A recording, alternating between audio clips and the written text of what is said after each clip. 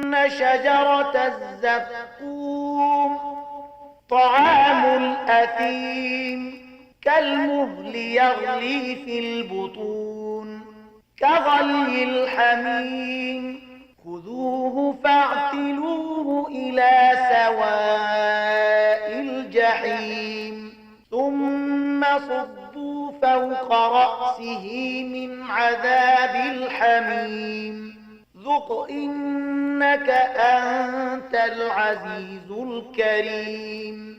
د زقوم ونه به د ګناهکارانو خوراک وي، د تیلو د خیرې غوندې په ګېډه کې به داسې ویشیږي لکه خوټېدلې اوبه چې ځوښ وي.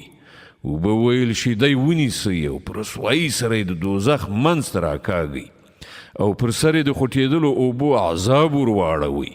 وڅکه د دې خوند وکنه ته ډېر برلاسه عزتمند سړی. إن هذا ما كنتم به تمترون. دا همغه شی دی چې د هغه په راتلو کې تاسې شک درلود. إن المتقين في